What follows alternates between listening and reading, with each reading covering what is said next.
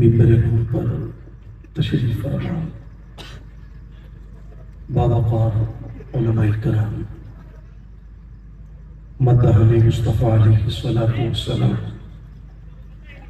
معزز سامعین، پردہ نشین خواتین، تقدس ماں بزرگ اور دوستو عزیز بچوں، السلام علیکم ورحمۃ اللہ وبرکاتہ۔ الحمدللہ رب العالمین، والصلاة والسلام على سید الانبیاء والمرسلین وعلى آلہ واصحابہ اجمعین، اما بعد فاعوذ باللہ من الشیطان الرجیم، بسم اللہ الرحمن الرحیم۔ الأخلاء يومئذ بعضهم لبعض عدو إلا المتقين، قال رسول الله صلى الله تعالى عليه وسلم: المرء على دين خليله فلينظر أحدكم من يخالل، صدق الله العظيم وصدق رسول الله صلى الله تعالى عليه وسلم۔ آئیے سب سے پہلے ہم اور آپ مل کر انتہائی عقیدت و محبت کے ساتھ دنیا کے سب سے حسین گنبد خضرا میں آرام فرمانے والے آقا حضور رحمت عالم نور مجسم دائی حلیمہ کے حلیم، امت کے غمخوار، ہم غریبوں کے غمگسار، نائب پروردگار حضور شہنشاہ مدینہ، سرور قلب و جگر و سینہ، فیض گنجینہ، اور جن کا خوشبودار ہے مقدس پسینہ، ایسا خوشبودار کہ بریلی سے آواز آئی، ان کی مہک نے دل کے غنچے کھلا دیے ہیں، ان کی مہک نے دل کے غنچے کھلا دیے ہیں، جس راہ چل دیے ہیں اونچے بسا دیے ہیں، یعنی جناب احمد مجتبیٰ محمد مصطفیٰ صلی اللہ تعالی علیہ وسلم کی بارگاہ مقدسہ میں اس عقیدے کے ساتھ کہ دور و نزدیک کے سننے والے وہ کان لعل کرامت پہ لاکھوں سلام، ہم یہاں سے پکارے وہاں وہ سنے، مصطفیٰ کی سماعت پہ لاکھوں سلام۔ پڑھیے درود پاک، اللہم صلی علی سیدنا و مولانا محمد مبارک وسلم، صلاۃ و سلام علیک یا رسول اللہ صلی اللہ تعالی علیہ وسلم۔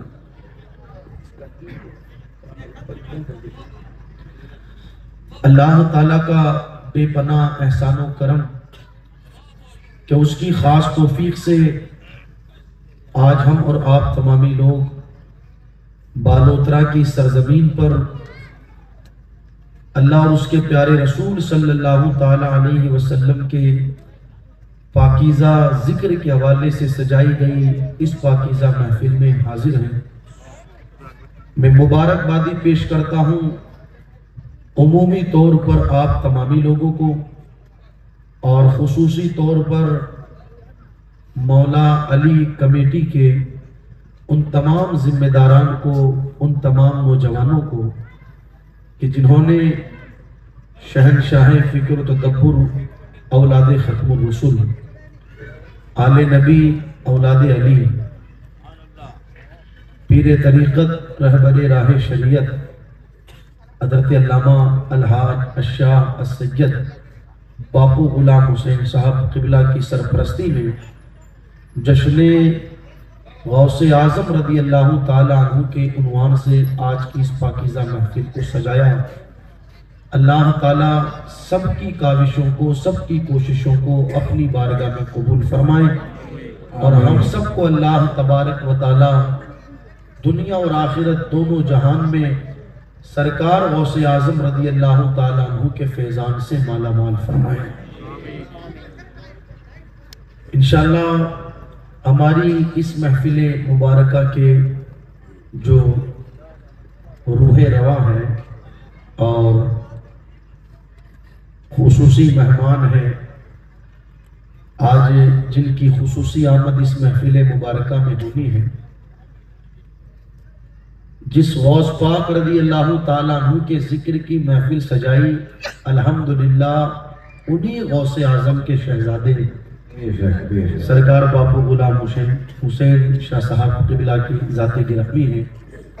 ابھی تھوڑی ہی دیر کے بعد انشاءاللہ حضرت کی آمد ہوگی اور ہم اپنے ماتھے کی آنکھوں سے ان کے چہرے مبارکہ کی زیارت بھی کریں گے۔ حضرت تشریف لائیں، اس وقت تک چند گزارشات میں بھی آپ لوگوں کی سماعتوں کی دہلیز تک پہنچاؤں، اس دعا کے ساتھ کہ اللہ تعالیٰ مجھے حق کہنے، آپ کو حق سننے اور حق پر عمل کرنے کی توفیق عطا فرمائے، آمین۔ یاد رکھیں دوستوں، ایک انسان کے بننے اور بگڑنے کے پیچھے بنیادی وجہ اچھی یا بری سنگت ہوتی ہے، اچھی یا بری صحبت ہوتی ہے۔ آپ کو اگر سنگت اچھی مل جائے تو انسان اچھا بن جاتا ہے، اور سنگت اور صحبت انسان کو اگر بری مل جائے تو انسان برا بن جاتا ہے۔ آپ کسی بھی نمازی سے، صدقہ و خیرات کرنے والے سے، تسبیح پڑھنے والے سے جا کر کے پوچھے، بھائی صاحب بات کیا ہے؟ پہلے تو آپ نماز بھی نہیں پڑھتے تھے، چہرے پر داڑھی بھی نہیں تھی، حال یہ تھا کہ گلی کے نکڑوں پر بیٹھ جاتے تھے، دکانوں پر بیٹھ جاتے تھے، نہ نماز کا کوئی پتہ، نہ شریعت کی کوئی فکر۔ آخر کیا وجہ رہی کہ آپ کی زندگی کے اندر یہ انقلاب پیدا ہوا؟ پہلے اذان ہوتی، نماز ہوتی، آپ دکانوں پر بیٹھے رہتے، مگر اب کیفیت یہ ہے کہ ادھر اذان کی آواز کانوں میں گونجتی ہے، ادھر آپ مسجد پہنچ جاتے ہیں۔ کیا بات؟ آخر یہ آپ کی زندگی کے اندر چینجنگ کیسے آئی؟ آپ کی زندگی کے اندر یہ بدلاؤ کیسے آیا؟ آپ نمازی کیسے بنے؟ آپ نیکیاں کرنے والے کیسے بنے؟ بھائیوں، کئی لوگ آپ کو ایسے ملیں گے جو یہ کہتے ہوئے نظر آئیں گے، یہ بات ٹھیک ہے کہ پہلے زندگی گناہوں میں گزرتی تھی، مگر ہوا یوں، نیک لوگوں کی سنگت مجھے مل گئی، نیک لوگوں کی صحبت مجھے مل گئی، مسجد کے امام کی سنگت میں بیٹھنے لگا، مدرسے کے عالم کی سنگت میں بیٹھنے لگا، ایک مرشد کامل کی صحبت مجھے مل گئی، مرشد کامل کی سنگت مجھے مل گئی، اور ان کی سنگت اور صحبت کا اثر میری زندگی پر وہ پڑنے لگا کہ وہ نماز پڑھتے تھے، انہیں دیکھ دیکھ کر کے میرے دل کے اندر بھی یہ انقلاب پیدا ہوا کہ یار مجھے بھی نماز پڑھنا چاہیے۔ ان کو نیکیاں کرتے ہوئے دیکھتا تو میرے دل نے بھی کہا یار یہ تو ایک ٹائم کی نماز بھی نہیں چھوڑتے، اور میرا حال یہ ہے کہ میں ایک ٹائم کی نماز بھی نہیں پڑھتا، تو میری ذمہ داری بنتی ہے کہ جب اچھوں کی صحبت میں رہتا ہوں، اچھوں کی صحبت میں بیٹھتا ہوں، تو مجھے بھی ان کی طرح اچھائیاں کرنی چاہیے۔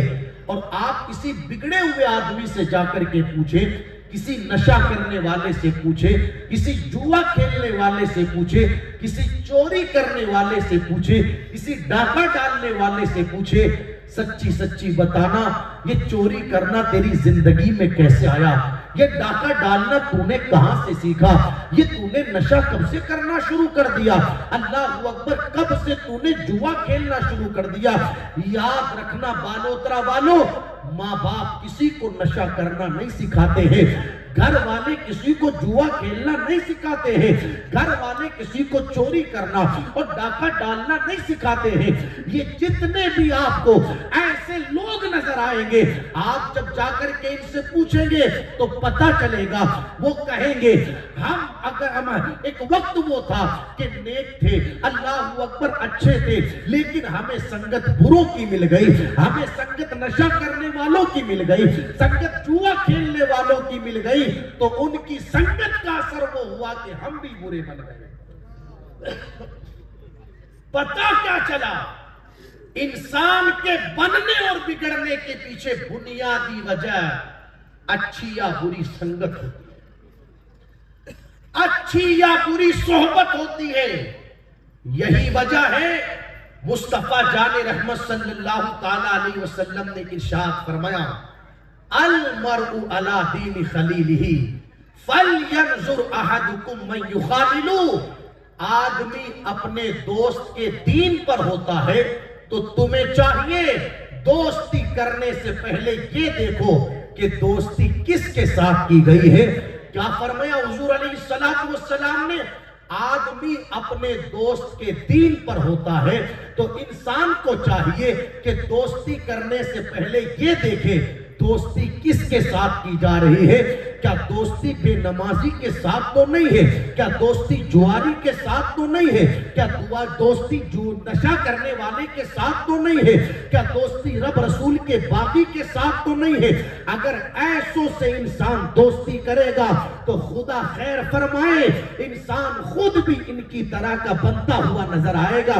لیکن اگر کسی نے دوستی سچوں سے کی، اگر کسی نے دوستی اچھوں سے کی، اگر کسی نے دوستی اللہ کے نیک بندوں سے کی، تو یاد رکھنا میرے بھائیوں، اچھوں کی صحبت صرف انسان کو اچھا ہی نہیں بناتی بلکہ انسان کو اچھوں کی صحبت جنتی بنا دیتی ہے، اور بروں کی صحبت انسان کو صرف برا ہی نہیں بناتی بلکہ کئی مرتبہ بروں کی صحبت انسان کو جہنمی بنا دیتی ہے۔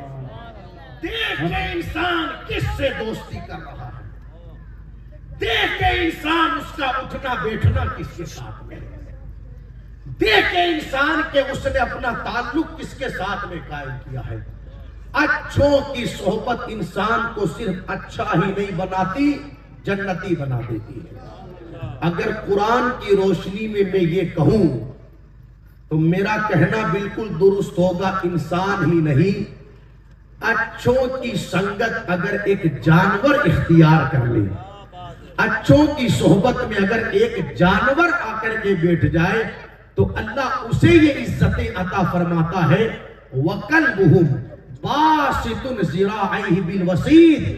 ان کا کتا ان کی چوکھٹ پر اپنی کلائیوں کو بچھا کر کے بیٹھا ہے۔ آپ محسوس تو کریں یار کتا ناپاک جانور ہے، ایسا ناپاک جانور کہ میرے آقا صلی اللہ تعالیٰ علیہ وسلم نے ارشاد فرمایا، جس گھر کے اندر تصویر ہوگی، جس گھر کے اندر ناپاک آدمی ہوگا، جس گھر کے اندر اللہ اکبر کتا ہوگا، اس گھر کے اندر رحمت کے فرشتے نہیں آتے ہیں۔ آپ محسوس تو کریں جس کتے کے بارے میں حضور علیہ السلام نے یہ ارشاد فرمایا کہ جس گھر کے اندر کتا رہے گا اس کے اندر رحمت کے فرشتے نہیں آئیں گے، مگر یہ کون سا کتا ہے کہ جس کتے کا ذکر شان سے کیا جا رہا ہے، وَقَلْبُهُمْ بَاسِطٌ ذِرَاعَيْهِ بِالْوَسِيدِ، کہ ان کا کتا ان کی چوکھٹ پر اپنی کلائیوں کو بچھا کر کے بیٹھا ہے۔ آج حافظ قرآن تراویح پڑھاتا ہے تو تراویح کے اندر اس کتے کا ذکر کرتا ہوا نظر آتا ہے، اور میرے نبی کی حدیث مبارکہ کی روشنی میں جو کوئی اس آیت کو پڑھے گا وَقَلْبُهُمْ بَاسِطٌ ذِرَاعَيْهِ بِالْوَسِيدِ، اس لیے کہ یہ بھی قرآن ہی کا حصہ ہے، ایک ایک حرف پر اللہ تعالیٰ بندے کو 10 نیکی عطا فرمائے گا۔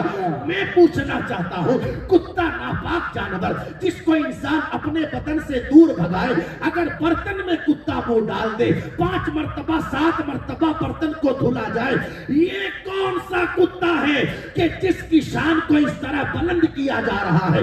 حتیٰ کہ مفسرین فرماتے ہیں کل قیامت کے دن جب لوگ جنت میں جائیں گے تو ان جنت میں جانے والوں میں اصحاب کہف کا کتا بھی ہوگا جسے انسانی شکل میں اللہ جنت میں داخل فرمائے گا۔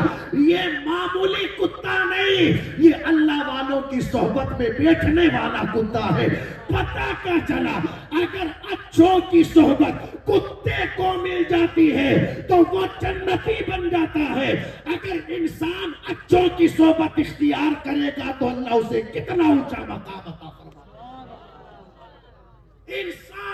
چاہیے اچھوں کی صحبت میں بیٹھے. دوستی کرنی ہے علماء سے کرو, دوستی کرنی ہے بزرگوں سے کرو, دوستی کرنی ہے نمازی سے کرو. بھئی آپ محسوس کریں نا اس چیز کو, جیسوں کی سنگت میں بیٹھیں گے اثر ویسا ہی ہوگا. بروں کی سنگت میں بیٹھیں گے تو پلان یہ لگایا جائے گا وہ عید آنے والی ہے, وہ فلاں جگہ فلم دیکھنے کے لیے چلنا ہے, وہ فلاں موقع آنے والا ہے, ناچنے کودنے کا اہتمام کرنا ہے, فلاں جگہ جا کر کے یہ کرنا ہے, فلاں جگہ جا کر کے وہ کرنا ہے. لیکن اچھوں کی صحبت میں بیٹھیں گے, نیکوں کی صحبت میں بیٹھیں گے, جیسے ہی اذان کی آواز کانوں میں گونجے گی وہ نیک لوگ کہیں گے چلو بھائی نماز کے لیے چلتے ہیں, چلو بھائی اللہ کی بارگاہ کی طرف چلتے ہیں.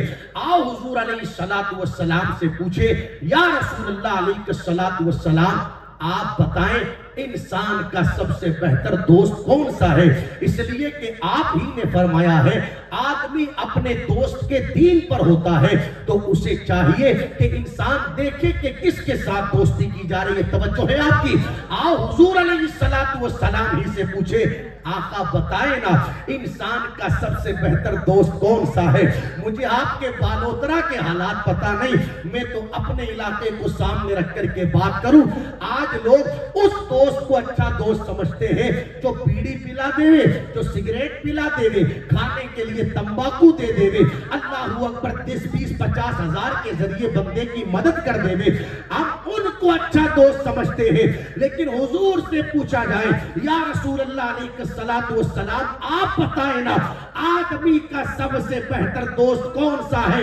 تو میرے نبی صلی اللہ تعالیٰ علیہ وسلم نے ارشاد فرمایا سب سے بہتر دوست وہ ہے بندے کا کہ جب بندہ آخرت کو بھول جائے تو اسے آخرت کی یاد دلائے. کیا فرمایا حضور علیہ السلام نے؟ بہتر دوست وہ ہے جب تو خدا کو بھول جائے, آخرت کو بھول جائے تو تجھے خدا کی یاد دلائے. ہم سب بیٹھ کر کے سوچے نا میرے بھائیوں, جتنوں سے ہم نے اس وقت دوستی لگا رکھی ہے, کیا کوئی ایک بھی ایسا ہے جو ہمیں آخرت کی یاد دلاتا ہے؟ کیا کوئی ایک بھی ایسا ہے جو ہمیں رب کی یاد دلاتا ہے؟ آپ محسوس کریں جبکہ حضور علیہ السلام نے ارشاد فرمایا بہتر دوست انسان کا وہ ہے بندہ آخرت کو بھول جاوے تو اسے آخرت کی یاد دلائے. جب کبھی تیرا قدم حرام کی طرف بڑھنے لگے تو اچھا دوست وہ نہیں جو یہ کہے کر لے ₹1,00,000 آئے گا 50,000 تو لے لینا 50,000 میں لے لوں گا. نہیں, وہ تیرا اچھا دوست نہیں. اچھا دوست تو وہ ہے تیرا قدم حرام کی طرف بڑھنے لگے تو تجھے کہے بھائی مرنا ہے, مر کر کے خدا کی بارگاہ میں حاضر ہونا ہے. اور اللہ نے ارشاد فرمایا لَتُسْأَلُنَّ يَوْمَئِذٍ عَنِ النَّعِيمِ, بندے سے ہر نعمت کے بارے میں سوال کریں گے. قیامت کے دن پوچھا جائے گا مال کہاں سے کمایا, کہاں پر خرچ کیا. اچھا دوست وہ ہے تیرا قدم حرام کی طرف اٹھنے لگے تو تجھے آخرت کی یاد دلائے. اچھا دوست وہ ہے جب تو نشے کی طرف جانے لگے تو اللہ اکبر تجھے خدا کا عذاب یاد دلاوے. اچھا دوست وہ ہے جب تو گناہ کی طرف بڑھنے لگے تو تجھے گناہوں سے روک کر کے نیکیوں کی طرف لے کر کے جائے. تو میرے آقا صلی اللہ تعالیٰ علیہ وسلم کے پیارے دیوانوں, کیا فرمایا حضور علیہ السلام سے؟ اگر دوستی کرنی ہے ایسوں سے کرو جو خود بھی نیک ہو, تمہیں بھی نیکیوں کی طرف لے کر کے جائے.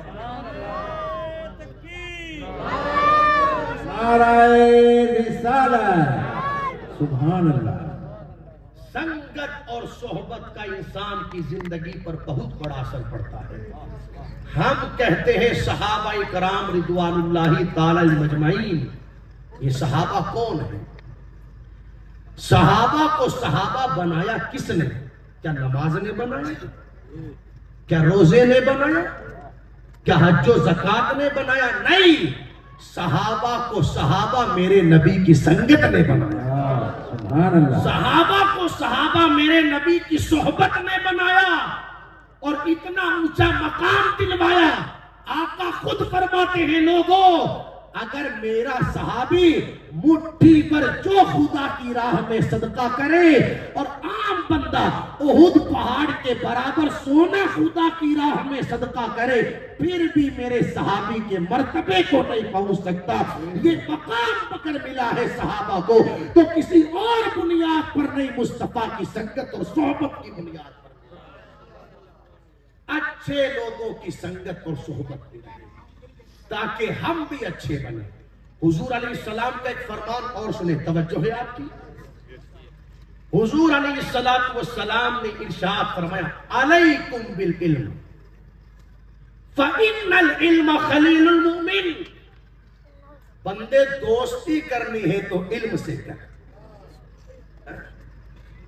ارے سمجھ رہے ہو میری بات؟ کیا فرمایا حضور علیہ السلام نے؟ علیکم بالعلم، دوستی کرنی ہے تو علم سے کر. فَإِنَّ الْعِلْمَ خَلِيلُ الْمُؤْمِنِ، اس لیے کہ ایمان والے کا سب سے بہتر اگر کوئی دوست ہے تو وہ علم ہے. سارے دوستوں کی دوستیاں صرف زمین کے اوپر تک ہے. جان نکلی ساروں کی دوستیاں ٹوٹ گئی، ساروں کا کنیکشن ٹوٹ گیا، ساروں کا تعلق ٹوٹ گیا. مگر جس بندے نے دوستی علم کے ساتھ کی ہے یہ علم بندے کو دنیا میں بھی فائدہ دے گا، مرنے کے بعد قبر میں بھی فائدہ. سب سے بہتر دوست انسان کا اگر کوئی ہے حضور علیہ السلام کے فرمان کی روشنی میں علم ہے. سبحان اللہ. دیکھو ایک فرمان اور حضور علیہ السلام کا سنیں. آج کون یہ نہیں چاہتا یار میرا نام جیتے جی بھی لوگ یاد رکھیں اور مرنے کے بعد بھی مجھے یاد رکھیں. ہر کوئی یہ چاہتا ہے اور اس حوالے سے بندہ محنتیں بھی کرتا ہے، کوششیں بھی کرتا ہے مجھے مرنے کے بعد بھی یاد رکھا جائے، میرے نام کا چرچا مرنے کے بعد بھی ہو. حضور علیہ السلام نے ارشاد فرمایا من صار بالعلم حیا لم يمت ابدا. جس بندے نے زندگی علم کے ساتھ گزاری ہے اللہ تعالیٰ اس بندے کو کبھی مرنے نہیں دے گا. کبھی اس بندے کو اللہ تبارک و تعالیٰ مرنے نہیں دے گا جس بندے نے زندگی علم کے ساتھ گزاری ہو. آج آپ بتائیں نا کیا وجہ ہے؟ سینکڑوں سال گزر گئے، امام بخاری کو انتقال فرمائے، مگر جس مدرسے میں چلے جاؤ ذکر امام بخاری کا ہو رہا ہے. جس محفل میں چلے آؤ ترانے امام بخاری کے پڑھے جا رہے ہیں. کتنے سال گزر گئے، امام مسلم کو پردہ فرمائے، امام ترمذی کو پردہ فرمائے، امام اعظم کو اس مثال فرمائے، امام شافعی کو مثال فرمائے، مگر وہ کون سی محفل ہے، وہ کون سی مجلس ہے، وہ کون سا مدرسہ ہے، وہ کون سی مسجد ہے جہاں ان بزرگوں کی شانیں بیان نہ کی جا رہی ہو، ان بزرگوں کی عظمتیں نہ پڑھی جا رہی ہو. آخر اس کی کیا وجہ ہے؟ مدینے والے نے ارشاد فرمایا من صار بالعلم حیا لم يمت ابدا. جو علم کے ساتھ جیتا ہے اللہ اسے کبھی مرنے نہیں دیتا. سبحان اللہ. نعرہ تکبیر، نعرہ رسالت، واللہ سنت والجماعت. سبحان اللہ. سالوں گزر جاتے ہیں سالوں مگر اس کا نام باقی رہتا ہے، اس لیے کہ انہوں نے زندگی گزاری تو علم کے ساتھ. اور جس سرکار عبد القادر جیلانی رضی اللہ تعالیٰ عنہ کے ذکر کی ہم محفل سجائے بیٹھے، سبحان اللہ، بات ہی نرالی ہے. ماں نے جب شہزادے کی عمر ہوئی 4 سال 4 مہینے 10 دن تو پڑھنے کے لیے بھیجا مدرسہ. سبحان اللہ. کہاں بھیجا؟ یاد رکھنا دوستو، ہر ولی کی زندگی میں آپ کو سب سے پہلی چیز اگر کوئی نظر آئے گی تو اسے علم کہتے ہیں. کیا کہتے ہیں؟ بغیر علم کے کوئی ولی بنتا ہی نہیں. یہ ضروری نہیں ہے کہ ہر عالم ولی ہو، مگر یہ ضروری ہے کہ ہر ولی عالم رکھتا ہے. سمجھ آ رہی ہے میری بات؟ ہر ولی کی زندگی میں سب سے پہلی چیز اگر آپ کو نظر آئے گی اسے علم کہتے ہیں. آج ایسے لوگ بھی مارکیٹ میں دیکھنے کو ملتے ہیں جو کہتے ہیں یار کیا ضرورت ہے پڑھنے پڑھانے کی، ہمارے بابا جی کو تو پڑھنے پڑھانے کی کوئی ضرورت نہیں، وہ تو معرفت والے لوگ ہیں، وہ تو قلندر لوگ ہیں، ان کو پڑھنے پڑھانے کی کوئی ضرورت نہیں۔ میں کہنا چاہوں گا میرے بھائی، غوث پاک سے بڑا قلندر کون ہے، غوث پاک سے بڑا معرفت والا کون ہے؟ مگر کتنا علم حاصل کیا میرے غوث اعظم رضی اللہ تعالیٰ عنہ نے۔ آپ پڑھیں سیرت سرکار غوث اعظم کی تو پتہ چلے گا، اپنا ملک چھوڑا میرے غوث نے علم حاصل کرنے کے لیے، اپنا گھر چھوڑا میرے غوث نے علم حاصل کرنے کے لیے، سب کچھ چھوڑ کر جیلان سے سرکار غوث اعظم بغداد کی سرزمین پر تشریف لائے۔ کیوں؟ علم حاصل کرنے کے لیے۔ اور اللہ اکبر، بڑی تکلیفیں اٹھائی، بڑی مشقتیں برداشت کی، کس لیے؟ علم حاصل کرنے کے لیے۔ مدرسہ نظامیہ کے اندر تقریباً 20 سال تک سرکار غوث اعظم رضی اللہ تعالیٰ عنہ نے علم حاصل کیا ہے، اور کتنی مشقتوں کتنی تکلیفوں کے ساتھ علم حاصل کیا۔ کھانے کو نہیں مل رہا، پورا پورا سال گزر گیا، پینے کو نہیں مل رہا، پورا پورا سال گزر گیا، مگر پھر بھی علم حاصل کیا جا رہا ہے۔ اللہ اکبر، ایسا بھی وقت سرکار غوث اعظم کے اوپر گزرا کہ ان کے بھوک کی وجہ سے، ان کے فاقوں کی وجہ سے کیفیت یہ بنی کہ آپ نے اپنے نانا کی سنت پر عمل کرتے ہوئے اپنے پیٹ کو زمین پر لگا لیا۔ ان ساری تکلیفوں کے باوجود بھی علم حاصل کیا جا رہا ہے۔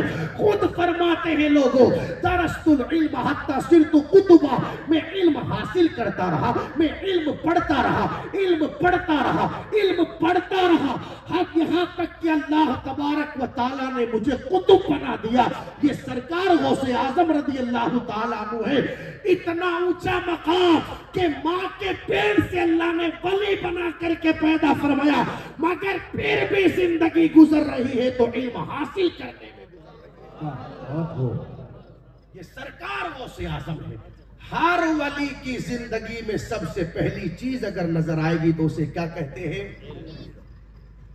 اور مبارکباد کے لائق ہو بالوترا والوں، ایسے مرشد کا دامن تھاما ہے۔ اگر مجھے کوئی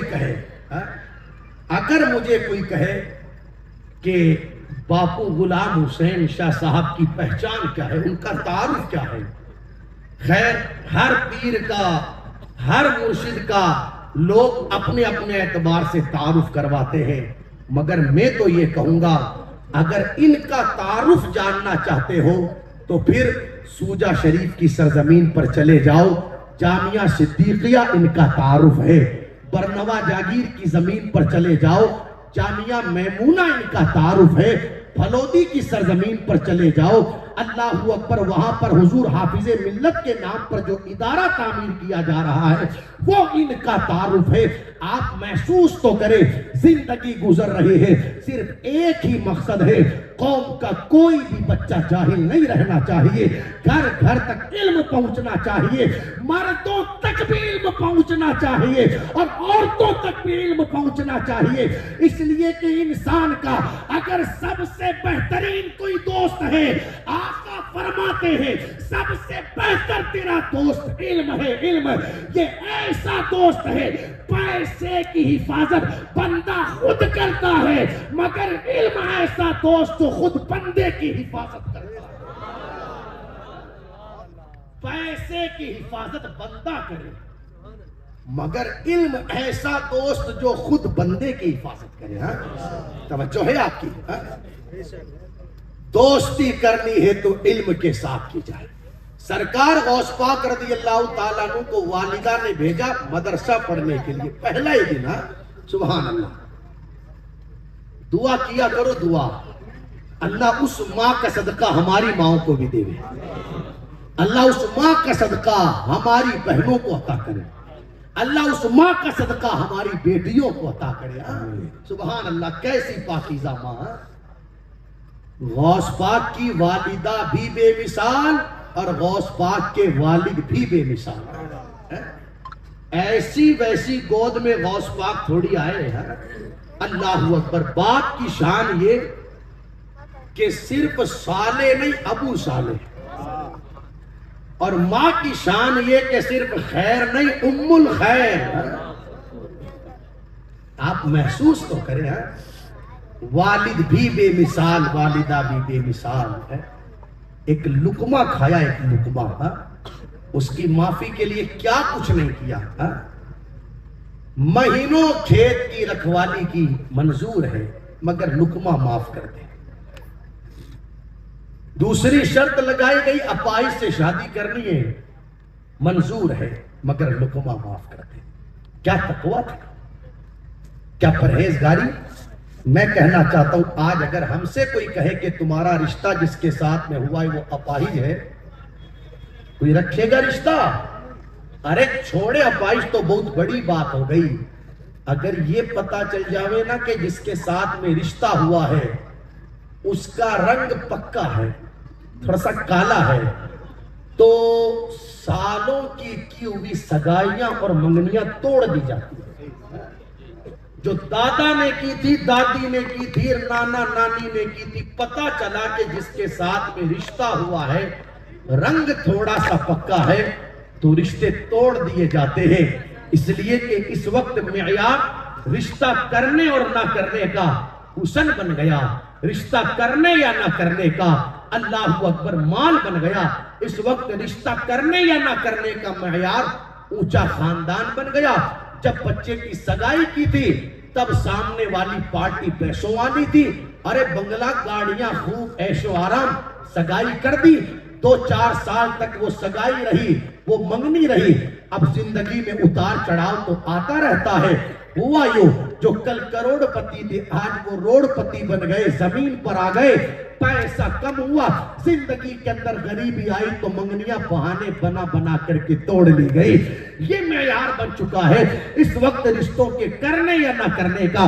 جبکہ مشکات شریف میں میرے آقا علیہ السلام کی حدیث موجود. آقا علیہ السلام نے ارشاد فرمایا اگر رشتوں کے اندر تجھے کوئی چیز دیکھنی ہو، مال مت دیکھنا، حسن مت دیکھنا، اونچا خاندان مت دیکھنا، فَاظْفُرْ بِذَاتِ الدِّین، رشتہ کرتے وقت دیکھنا تو دینداری دیکھنا. اس لیے کہ ساری چیزوں کا تعلق میرے بھائی زمین کے اوپر ہے. حسن 4 دنوں کا ہے. چہرے پر 5 پھنسیاں نکل آئی تو ہر کوئی چہرہ پھیرے گا. اللہ اکبر. یہ خاندان کا اونچا ہونا کچھ دنوں کے لیے ہے. خاندان کے کسی لڑکے یا لڑکی نے غلط قدم اٹھایا، ساری خاندانی اتر کر کے نیچے آ گئی. دولت سائے کی طرح ہے، صبح اس کے مکان پر ہے، شام کو اس کے مکان پر ہے. ان چیزوں کی کوئی حیثیت نہیں. رشتہ کرنا ہو فَاظْفُرْ بِذَاتِ الدِّین، دینداری دیکھ کر کے رشتہ کرنا. اس لیے کہ دینداری کی بنیاد پر جو رشتہ کیا جاتا ہے یہ دینداری بندے کو دنیا میں بھی فائدہ دیتی ہے اور مرنے کے بعد آخرت میں بھی فائدہ. سبحان اللہ. نعرہ تکبیر، نعرہ رسالت. سبحان اللہ.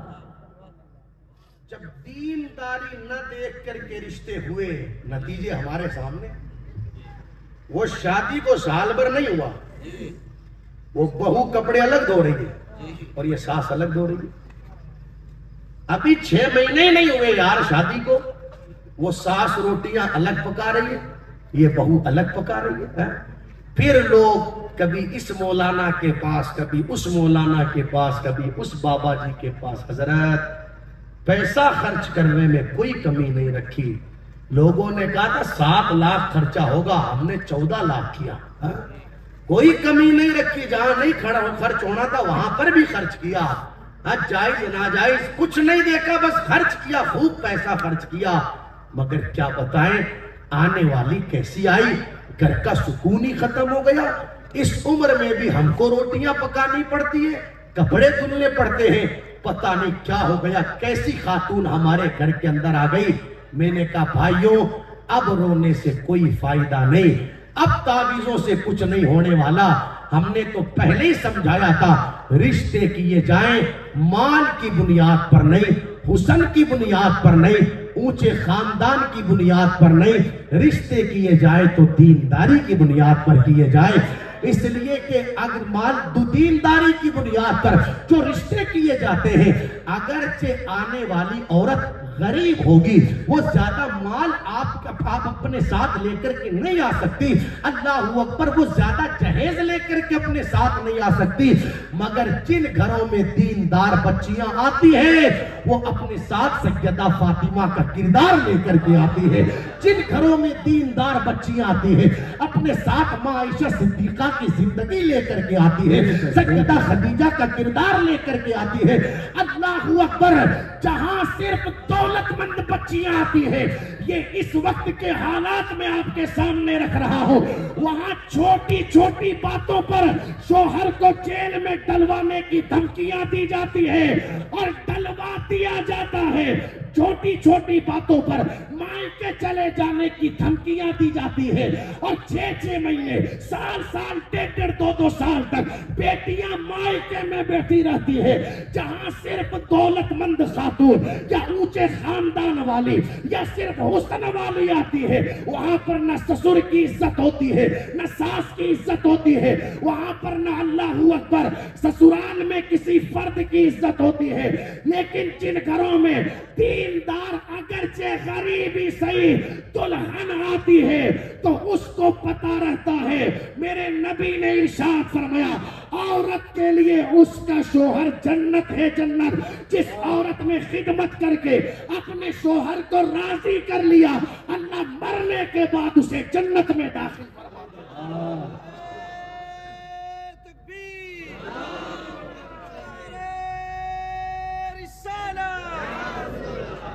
رشتہ کیا جائے فاظفر بذات الدین، یہ واقعہ تو خوب سنا، غوث پاک کے والد نے سیب کھایا، معافی کے لیے گئے، مطلب کیا اس کا؟ یہ جو نکاح ہوا تھا نا غوث پاک کے والد کا غوث پاک کی امی کے ساتھ، اس نکاح میں سب سے مین وجہ بنی دینداری،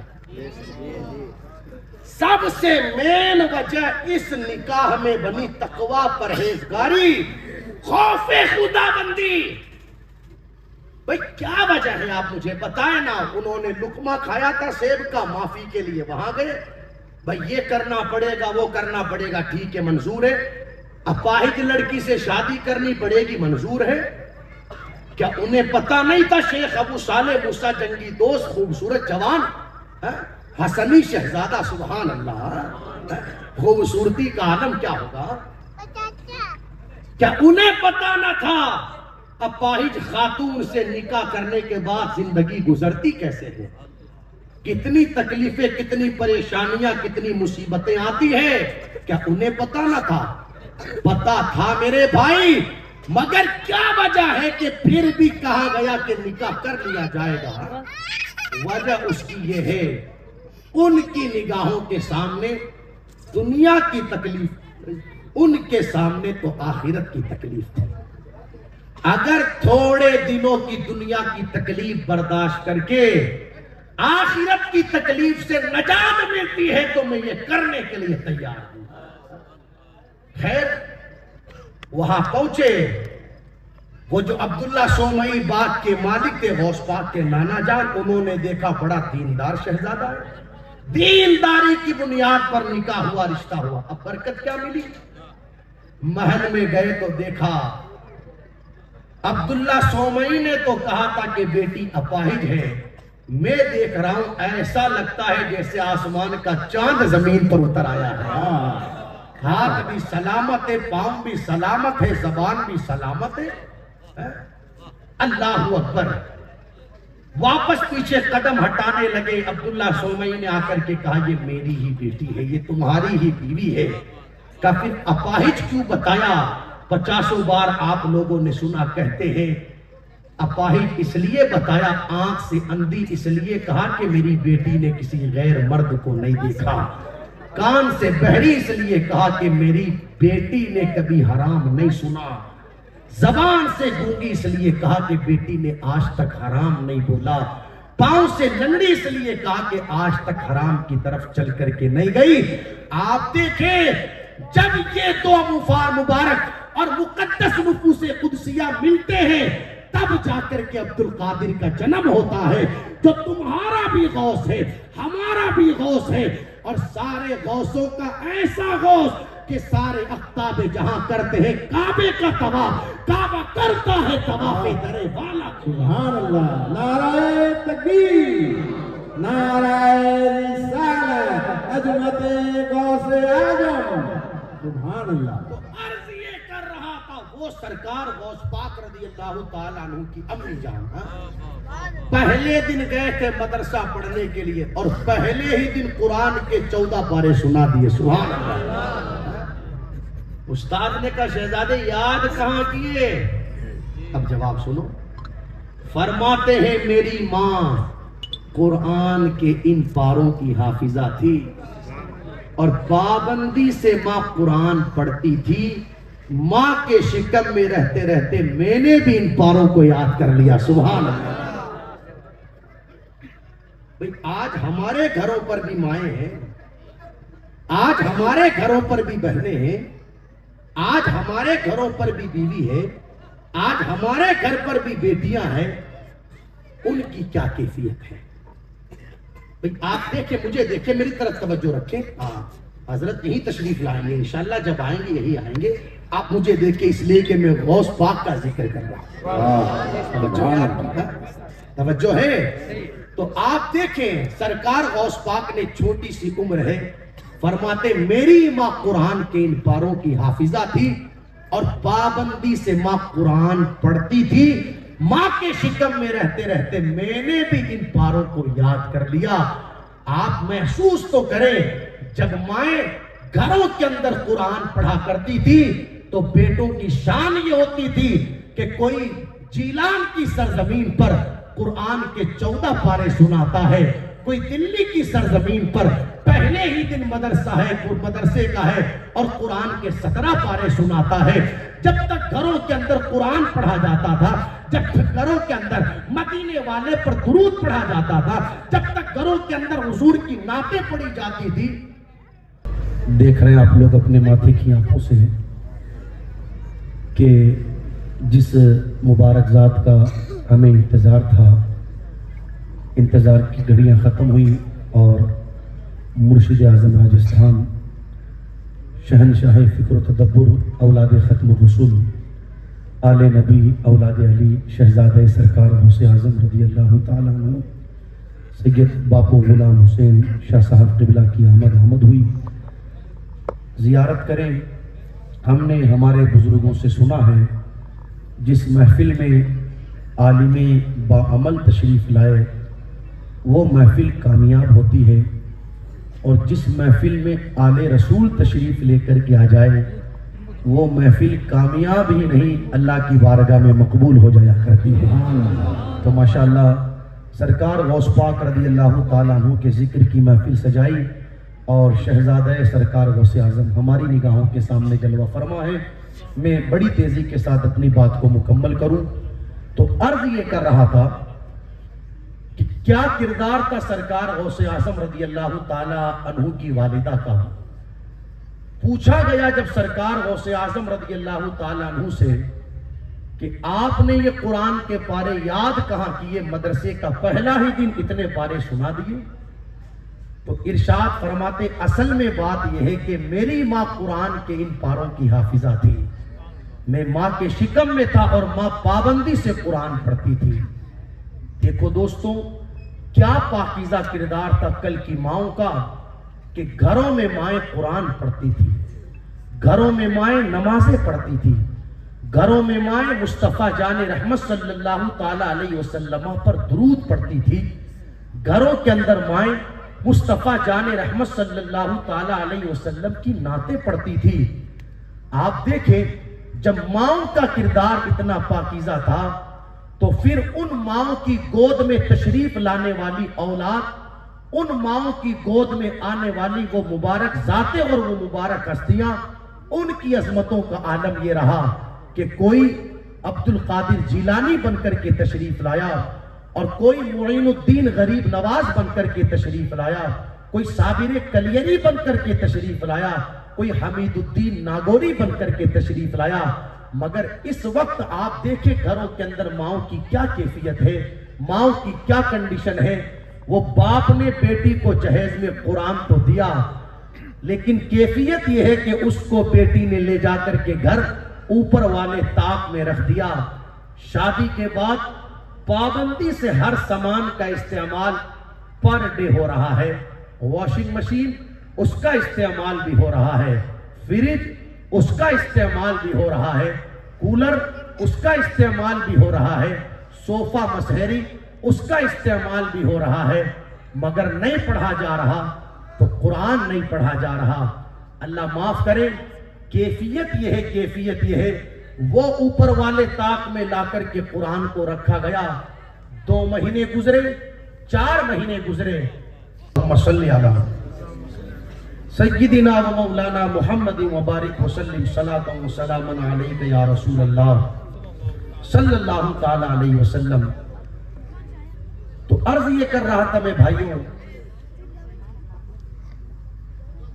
جب تک کردار ماؤں کا پاکیزہ رہا، گھروں میں مائیں قرآن پڑھتی رہی، گھروں میں مائیں نمازیں پڑھتی رہی، مدینے والے پر درود پڑھتی رہی، تو شان یہ تھی کہ کسی دن سلیمان جزولی رحمت اللہ علیہ اگر سفر پر نکلے، راستے میں انہیں وضو کرنا رہے، جنگل میں کنواں تو نظر آوے مگر کنویں پر پانی نکالنے کے لیے ڈول اور رسی نظر نہ آوے، تو قریب ہی مکان کی چھت پر جو چھوٹی سی عمر 6-7 سال کی بچی ٹہلتی رہے، اس سے گفتگو ہو۔ بچی کہنے لگے بابا کیوں پریشان ہو؟ تو سلیمان جزولی کہتے ہیں بیٹی پانی چاہیے، مجھے وضو کرنا ہے۔ تو 6-7 سال کی بچی نے کہا بابا پانی آپ کی نگاہوں کے سامنے ہے، کنواں آپ کے سامنے موجود ہے، پانی نکالا جائے، وضو کر لیا جائے۔ کہنے لگے بیٹی کنواں تو ہے، پانی تو ہے، مگر نکالنے کے لیے ڈول اور رسی نہیں۔ بچی نے پوچھا آپ کا نام کیا؟ سلیمان جزولی نے کہا میرا نام سلیمان ہے۔ جب اس بچی نے حضرت کا نام سنا سلیمان جزولی، تو وہ بچی کہنے لگی آپ جیسے اللہ کے ولی کو پانی نکالنے کے لیے ڈول اور رسی کی بھلا کیا ضرورت؟ پتہ کیا چلا، کل تک کی بچیوں کا بھی عقیدہ تھا جو اللہ کا ولی رہتا ہے پروردگار عالم اسے وہ مقام عطا کرتا ہے، وہ اشارہ کر دے تو پانی اس کے قدموں میں چلا آتا ہے۔ اور دنیا کی نگاہوں نے دیکھا جس وقت سرکار غریب نواز رضی اللہ تعالیٰ عنہ پر پانی بند کیا گیا تو میرے خواجہ نے فرمایا اب پانی ہی سے کہہ دو کہ تمہیں معین الدین نے بلایا ہے۔ سارا ساگر سمٹ کر کے پیالے کے اندر آ گیا، لوگ حیران یار یہ کیا ہو گیا کہ پورا ساگر سمٹ کر کے پیالے میں آ گیا۔ مصطفیٰ جان رحمت صلی اللہ تعالی علیہ وسلم کی یہ حدیث مبارکہ نگاہوں کے سامنے آئی، جو اللہ کا ولی رہتا ہے اللہ مقام وہ عطا کرتا ہے، زبان اس کی رہتی ہے، حکم خدا کا ہوتا ہے، وہ جو کہہ دیتا ہے اللہ اپنے کرم سے اسے پورا فرما دیا کرتا ہے۔ سلیمان جزولی سے بچی نے کہا آپ جیسے اللہ کے ولی کو پانی کے لیے ڈول اور رسی کی کیا ضرورت؟ تو کہا بیٹی شاید تو میری بات نہیں سمجھ میں آئی، مجھے پانی نکالنا ہے، نہ ڈول ہے نہ رسی۔ اس بچی نے کہا میں بتاتی ہوں آپ کو بغیر ڈول اور رسی کے پانی کیسے نکلتا ہے۔ کنویں پر اس مکان پر چڑھے چڑھے اس نے اپنے منہ کو آگے کیا اور کنویں میں تھوک دیا، بچی کا تھوکنا تھا کنویں کا پانی باہر آ گیا۔ سلیمان جزولی نے وضو کیا، نماز ادا کی اور سیدھا اس کے گھر گئے، جا کر کے کہا بیٹی بتا تو صحیح تیرے تھوک میں یہ کمال آیا کہاں سے؟ بچی نے کہا آپ کا کام ہو گیا، آپ نے وضو کیا، نماز پڑھی، اب جائے؟ کہا نہیں تجھے بتانا پڑے گا۔ اللہ اکبر۔ اس بچی نے کہا اصل کمال میرے تھوک کا نہیں، کمال تو آمینہ کے لال کا ہے، کمال تو آمینہ کے لال کا۔ کہا وہ کیسے؟ بچی کہنے لگی میری ماں نے مجھے درود سکھایا ہے، میں روزانہ پابندی سے اس درود کو پڑھتی ہوں اور یہ اس درود کی برکتیں ہیں، کنویں میں تھوک دیتی ہوں تو کنویں کا پانی باہر آ جاتا ہے۔ آپ محسوس کریں جب تک ماں نے گھروں کے اندر نماز کا ماحول بنائے رکھا، قرآن کی تلاوت کا ماحول بنائے رکھا، مدینے والے کی نعتوں کا ماحول بنائے رکھا، حضور پر درود پڑھے جانے کا ماحول بنائے رکھا، تو یہ برکتیں اولاد کو ملا کرتی تھی۔ اور اب حال یہ ہے اب گھر گھر نہیں رہے. بڑی معذرت کے ساتھ میرے بھائیوں، اب تو گھر سینما کھانے بن چکے ہیں. رات کے 12 بج رہے ہیں، گھروں میں فلمیں دیکھی جا رہی ہے. رات کا 2 بج رہا ہے، قوم کا جوان کانوں میں ایئر فون ڈال کر کے گانے سن رہا ہے. اللہ اکبر. رات کو 11 بجے تک گھر کی عورتیں بیٹھ کر کے سیریل دیکھ رہی ہے. اب گھر کہاں گھر رہے، نہ قرآن پڑھا جاتا ہے. گھر میں 10 لوگ ہیں، 10 لوگ، مگر 10 کے 10 فجر کی نماز کے وقت سوئے پڑے ہیں. کسی کو ذرہ برابر بھی احساس نہیں. میں سوچتا ہوں یا اللہ، کسی دن اگر چیک باؤنس ہو جائے، چیک باؤنس، تو آپ پوچھے بندے کی حالت کیا ہوتی ہے. پورے دن ٹینشن میں رہتا ہے، یار اب کیا ہوگا. چیک باؤنس ہو گیا. جو کوئی بات کرنے کے لیے جاوے اس کا موڈ ہی ٹھیک نہیں، وہ کسی سے بات کرنے کے لیے تیار نہیں. بھائی صاحب ہوا کیوں، ہوا کیا؟ چیک باؤنس ہو گیا. میں سوچنے لگا یا اللہ، چیک باؤنس ہوا وہ پھر لگ جائے گا، مگر اس چیک کے باؤنس ہونے پر اتنی ٹینشن، اتنی پریشانی، اتنی فکر. میرے بھائی، تو نے فجر کی نماز چھوڑ دی، تو نے ظہر کی نماز چھوڑ دی، تو نے عصر کی نماز چھوڑ دی، تو نے مغرب و عشاء کی نماز چھوڑ دی. تجھے کوئی ٹینشن نہیں، تجھے کوئی فکر نہیں. آپ محسوس تو کریں، اس وقت مسلمانوں کی حالت یہ ہو گئی کہ نماز چھوڑنے کو لوگ گناہ ہی نہیں سمجھ رہے ہیں. چوری کرنے کو تو لوگ گناہ سمجھتے ہیں، ڈاکہ ڈالنے کو تو گناہ سمجھتے ہیں. یہی وجہ ہے کہ چور پکڑا جائے تو کھمبے سے باندھ کر ماریں گے، ڈاکو پکڑا جائے تو کھمبے سے باندھ کر ماریں گے. مگر ایک گھر میں 15 لوگ ہیں، 15 لوگ، ایک کو چھوڑ کر کے 14 کے 14 نمازیں چھوڑ کر کے بیٹھے ہیں. مارنا تو دور کی بات، کوئی ڈانٹنے والا بھی نہیں، کوئی کچھ کہنے والا بھی نہیں. اس سے پتہ چلتا ہے ہماری نظر میں دنیا کی تو اہمیت ہے، ہماری نظر میں نماز کی اہمیت نہیں. وہ نماز جس کے بارے میں میرے آقا علیہ السلام نے ارشاد فرمایا، الصلاۃ معراج المؤمنین، نماز ایمان والوں کی معراج ہے. وہ نماز جس کے بارے میں میرے آقا علیہ السلام نے ارشاد فرمایا، قرۃ عینی فی الصلاۃ، لوگوں میری آنکھوں کی ٹھنڈک نماز میں ہے. وہ نماز جس کے بارے میں حضور علیہ السلام نے ارشاد فرمایا، لوگوں نماز دین کا ستون ہے. جس بندے نے نماز کو قائم رکھا اس نے دین کو قائم رکھا، اور جس نے نماز کو چھوڑ دیا اس نے دین کو ڈھا دیا. وہ نماز جس کے بارے میں میرے آقا علیہ السلام نے ارشاد فرمایا، جب کوئی بندہ پابندی سے 5 وقتہ نماز کی پابندی کرتا ہے تو جیسے پتجھڑ کے موسم میں درخت سے پتے گرتے ہیں، ایسے نماز کی برکت سے نمازی کے بدن سے گناہ گرتے ہیں.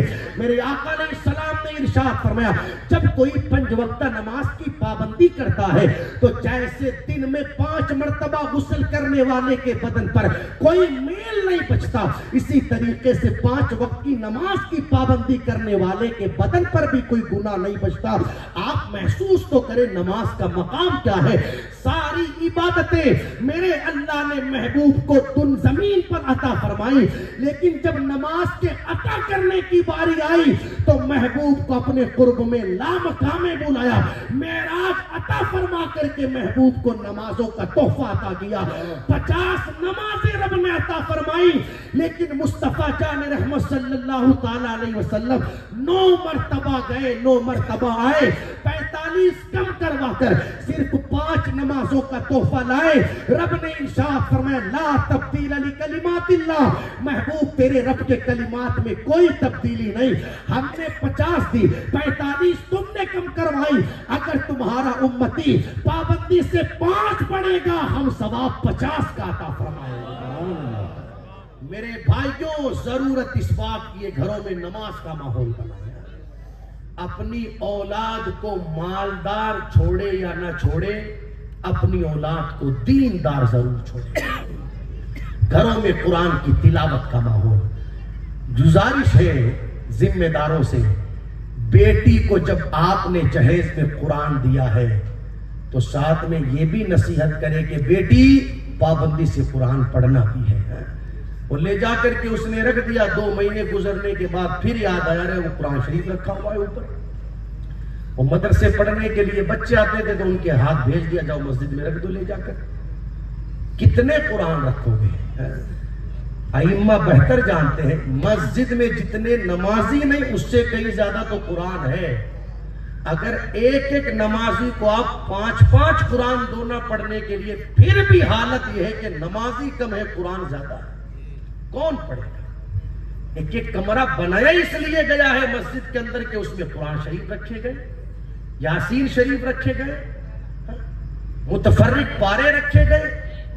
سالوں گزر گئے، 10 سال، 12 سال، 15 سال، کوئی پڑھنے والا نہیں. گرد لگ رہا ہے، دیمک لگ رہا ہے، پھٹنے لگے، ورق کمزور ہو گئے. کمیٹی کے ذمہ داروں نے آ کر کے مسجد کے امام سے کہا حضرت کیا کریں، اتنے سارے قرآن رکھے ہوئے پھٹنے لگے ہیں. تو انہوں نے کہا بھئی کرنا کیا ہے، ایسی جگہ جہاں کسی کا پاؤں نہ پڑے گھڑا کھودو اور دفن کر دو. کچھ لوگوں نے کنویں میں لے جا کر کے ٹھنڈا کیا، کچھ نے دریا میں لے جا کر کے ٹھنڈا کیا، کسی نے قبرستان میں لے جا کر کے دفنایا. لیکن بالوترا والوں میں پوچھنا چاہتا ہوں، ہم نے دوسروں سے شکوے اور شکایتیں کی کہ انہوں نے قرآن کے ساتھ اچھا سلوک نہیں کیا. سچی بتانا، ہم نے بھی تو قرآن کے ساتھ اچھا سلوک نہیں کیا.